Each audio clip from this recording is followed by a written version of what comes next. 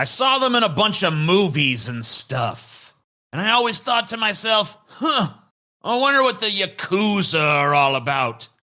It seems like it's about time to find out. Tonight, Japan's most infamous gang gets deep. Fat fried, bitch. Hi, everyone. It's your old pal Mickey here with a direct order. I mean, an option that you are strongly encouraged to take advantage of. You will click the link below. You will subscribe to the Pessimist Productions Patreon. I mean, if you wanna, wink wink, there's more content there than, well, you could swing a dead toddler at. Exclusive shows, exclusive streams, hours of exclusive content. Why aren't you clicking? Why aren't you subscribing to the Pessimist Productions Patreon?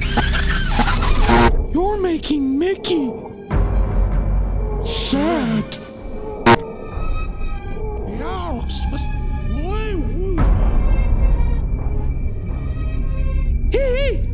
I just want to say to the Yakuza in advance, I do not want to do this episode. Please just kill TJ instead. Let me tell you something, Scotty. Just kill TJ instead. Leave me alone. Every man here, Scotty, me, you, and Paul, we could take every man here single-handedly. Any one of us. Well, no. I mean, I don't think One thing I learned in my research of the Yakuza, bunch of weak little bitches. Right, sure. You're in trouble what you now, learned. dude. And if anyone out there knows any Yakuza, you free to fucking show it to them. Let them know. I, TJ Kirk, say the Yakuza are a bunch of little pussies. And Scotty and Paul back me up on that 100%. No, we don't.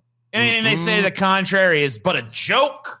Nope. Privately, when the show wasn't, when we were fucking not recording, they were like, We were butt fucking. Jesus. we were butt fucking before the show.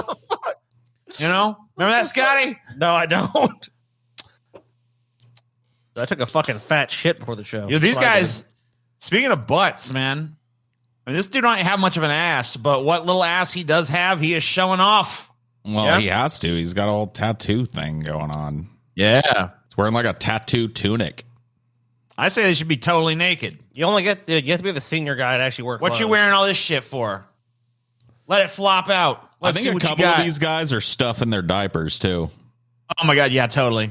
I think a couple of these dudes have got a couple of rolls of socks stuffed off in You know how their you know? diapers. Because all of their dicks are the same shape. It's like always like, you know, they have like the same shaped dick. Yeah. You know, none of their junk is off to one side or the other. It's like all perfectly like tucked into this like quadrant here where they're just like, Apparently, it's like a tourist attraction. People are taking pictures and shit. They're like, "Oh, look, the Yakuza." well, like my understanding is that in Japan, pretty much no one has tattoos except for Yakuza. Oh. Now, maybe that's changed. Maybe cultural mores have changed since I You have heard to that. believe that. but- I mean, more Japanese people have it than besides the Yakuza. I mean, it's like a pretty well-known Yakuza thing there. So a lot of people probably wouldn't want to do it for being like, I've heard I don't the want to thing be mistaken for a I've heard the Yakuza thing because about- that'll harm Yeah. my prospects and, you know, I work heard the thing and about shit. like the bathhouse where like if you have tattoos, they won't let you go unless you cover them Right. because it's basically a ban on Yakuza coming to these bathhouses. Right. And it's just known that in Japan, it's Yakuza who have tattoos. So a lot of people were probably pushed off for that reason. I think there even might be some legislation on the books against it. We know it's like open discrimination in a lot of institutions and businesses against it. Sure. But anyway, let's learn about these fucks, huh? You want to know about these guys, Scotty? All right, everything I need to know, TJ. What do you know? All right, well, you just do the episode. I ain't going to bother telling All my right. research. You just tell The me about fucking them. Yakuza and shit, dude. It's some crazy motherfuckers. What do they do? They have gang wars constantly. They Mhm. fucking run like they have a bunch of scams. There's this one Yakuza scam where they get some dumb tourist into a bar, like, yeah, come in this bar, it's great. Yeah, have some drinks, it's great. Guy has a couple of drinks, gets loosened up. Oh, you know what? It's time for you to go. All right, he's been lured in by some, hot chicks or whatever. Yeah. Time to pay your tab. All right, here's my tab. What's $100 or something? Or, I don't know, fucking with yen, but 10,000 yen. It's like, no, you owe us like basically $500. You owe us $1,000. You owe us $1,500. And you're like, well, I'm not going to pay this. Then 2 fucking Yakuza guys show up and like, yeah, you are gonna fucking pay, or we're gonna fucking, or some bad shit's gonna happen to you. We're gonna fucking kill you, whatever. We're gonna cut your belly open. So in you gutter. fucking, they basically lead you to an ATM and you have to take out a bunch of money. So the credit card's not gonna work, because you think about this, and they can just call up and be like, oh, they made me do it. They can tell a story. So they make you pay a bunch of cash, and they fucking basically roll your ass out. Like, don't come back here, motherfucker. Oh yeah, they do that. That's cool. They run a bunch of scams. They do a bunch of legal shit. What else they do, Scotty? I'm pretty sure they're involved in all kinds of shit, dude. What else they do, Scotty? I'm sure they smuggle Tell guns, us more, expert. Probably smuggle drugs. I mean, No. drugs are very expensive in Japan. They don't do any of those things, Scotty. Human trafficking. What I know is they're also involved in a lot of nationalist shit in Japan, too. Here's what they do, Scotty. They sit around on the street corner in their diapers and they play fucking tiddlywinks, Scotty. Damn. Episode over. No. Dude, did you guys see this fucking email we just got? From the Yakuza? Dude, yeah, it's like, I'll read it to you if you want. Yeah. Yeah. Shit. Go ahead. To the dishonorable TJ Kirk. How'd they find out so quick? I haven't even put the episode out yet. I don't know. It goes on to say your decision to cover the most honorable Yakuza in your latest episode was most unwise. Shit. Your family and your family's family for generations will feel the sting of the Yakuza's blade. God damn it. I made an enemy of the Are you Yakuza fucking now. serious, TJ? So now I'm included in your bullshit. Yeah, because you're part You of my fucked family. Scotty over. Yeah. Yeah. you did. The fuck, TJ? Man. You This isn't a dishonorable fucking joke piece anymore, of shit. TJ. Now I gotta go to Japan and kick the shit out of a bunch of Yakuza. No, now you gotta It's make be an like a whole episode movie. called "The Most Honorable Yakuza," TJ, and you're gonna fucking maybe praise they'll- them Maybe they'll like for an hour and a half. Maybe they'll decide they like this episode. Maybe. Maybe it'll portray them in a flattering light, and they'll All be right, we'll go like, you know with what? it. Not Fuck. so bad. The Yakuza, also known as the Gokudo. Gokudo. Whoa. Okay. Which means the extreme path. Extreme. All right. Originated in Japan during the Edo period, or I think it's actually pronounced Edo period, which was from 1603 to 1868. Idiot. This period ended with the fall of feudal Japan and the rise of the Japanese Empire. Members of the Yakuza are from Japan's lowest social group. If you're going to correct yourself on Edo, you may want to correct yourself on Yakuza right now. Yakuza. I like to say the Yakuza because that's like how it's said in every 80s movie that I Yakuza. like featuring the Yakuza Yakuza. are showing up here. It's the Yakuza. Everybody look. Like I said, Yakuza. Right there's Look, the Yakuza. I'm aware of these people not as actual human beings, but as a cinematic convention. And in the movies, they're called the Yakuza, so I'm sticking with that. The Takeya. They come from the lowest rung of Japanese society, basically. Peddlers. I mean, They're actually they actually come from two social castes. They come from not only the peddler class, but also the gambler class, which I guess is even like a lower rung of society. Did I say that? I mean, like, peddlers are pretty annoying. So, I mean, I'm not, for oppressing any groups or anything, but I could see why the peddlers ended up at the bottom. They I'll have say their that. own fucking class. Yeah, the peddler class. Well, it's not like, they're like peddling wares, though, right? They're not like Merchants of some kind. So the Takeya would travel from place to place, setting up portable stalls at markets and festivals. They were highly structured with a oyabun, which is the boss at the top, and kobun members at the bottom. The oyabun was seen as an adopted parent, and the kobun were seen as foster children. Unquestioning allegiance to the oyabun was mandatory, or consequences would occur, which we'll explain a little later. Okay. You will hear about the consequences.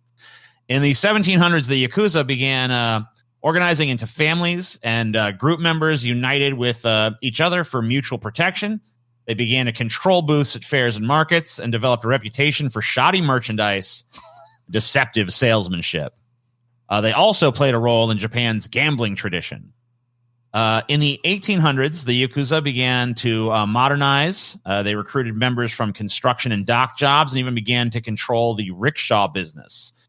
Group members became involved in politics, taking sides with certain politicians and officials. They cooperated with the government so they could get official sanction or at least some freedom from the government. Dude, the rickshaw. So they work just like organized crime does, dude. They went after like public transport and like, different like public utilities and shit, and started taking over. They just find you see this a lot in like just throughout history when you create like an underclass, like a certain group of people who are just like, you are born to be beneath. Usually that's where organized crime comes out of, because it's like, fuck that. Yeah, a modern one in America would no one wants to be low man on the totem pole. So, well, like, all the Italian mafia would have all these garbage routes and shit like that. Mm-hmm. It's like these little niches these people are adjacent to, so it's like really easy to get into it, like gambling. Oh, the government, or it's not really sanctioned, but people can go and gamble. So of course, like, there's money. Basically, it's just capitalism. There's money to be made. People are going to fucking fill the niche. So in the 1900s, during the American occupation of post-war Japan, the Yakuza were seen as basically the primary threat to the American occupation, because they were well organized and they operated with a lot of support from some of the official government officials who, of course, were not too keen on Americans being there. And they have long ties to government. Right. Certain politicians with certain political views. So, if, like, they're obviously an important support group to some people in the government of Japan. But as a result of that, between 1958 and 1963, the number of members of the Yakuza increased by 150% to about 184,000 members. Everybody wants to be a gangster, dude. Yeah, it's just the way it is. So approximately 5,200 Yakuza gangs operating throughout Japan began to stake out their territories, and violent gang wars occurred. These gangs controlled many businesses, engaged in sophisticated gambling and loan sharking activities, invested heavily in sports and other entertainment. They also became involved in drugs, money laundering, smuggling, pornography. The structure of the Yakuza is described, and the involvement of the Yakuza in business and politics in contemporary Japan is discussed. Okay, here we go. Let's do it. So you may think that the Kobun are a bunch of orphans or something along those lines. That's not the case. If you join the Yakuza, you must cut all ties to your traditional family and swear to give loyalty to your new father, the Oyabun. So basically, you want to join the Yakuza, you gotta give your... flip the bird to every fucking family you've known up to that point. That's not your family anymore. Now the Yakuza is your family, and your boss is your fucking god. I mean, it makes sense for a criminal organization to do this, because, like, it's honestly the weak point of a lot of these organizations is like, well, your family will kill your kids, will make you do this. It's like, there's no leverage over you if you're like, fuck those people. Yeah. So you got to swear off any fucking sort of connection to anyone you might have that's outside of the organization. It's basically like, if you're in, you're in.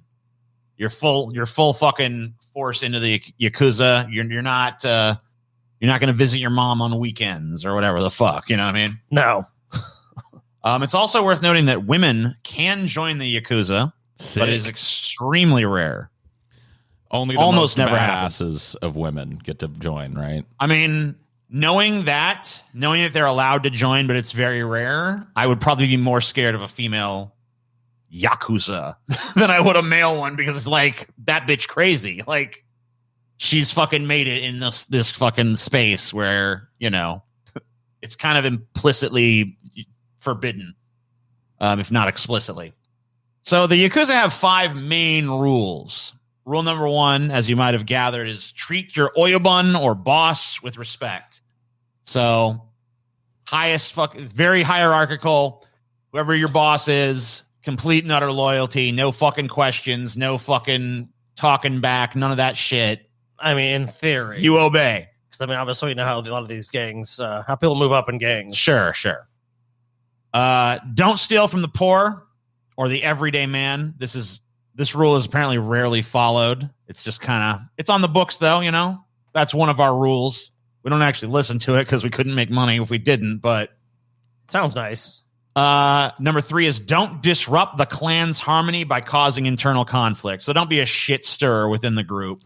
Yeah. Don't fucking play politics. Don't try to turn everybody against each other. No one likes that shit. Fuck that you. Shit has got to be a rule and just everywhere now. That's a good rule. Yeah. It's a solid one. Never involve yourself with drugs, aka don't get high on your own supply. Well, I mean, that's just wise. So, Some Yakuza actually take this to the point of like there's certain sects of the Yakuza that will not deal with drugs at all. And there's certain ones that are just like, you can deal it, but don't fucking do it. Sure. And then number 5, always behave chivalrously.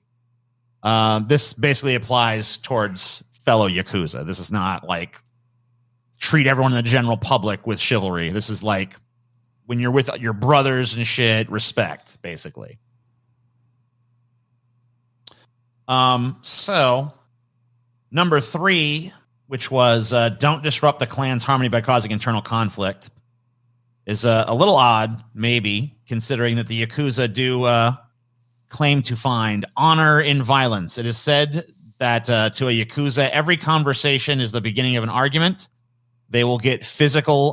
They will do physical violence against anyone who they feel transgresses against them, using fists, swords, knives, baseball bats, even bicycles, as we see here. This guy is being attacked by a bicycle-wielding Yakuza. Dude, he must have fucking popped off and said some stupid-ass shit to get beat by a bicycle. You know what I mean? Yeah, plebs, it's time to go. We don't want you here no more. Paul and TJ, Scotty too. There's some fun.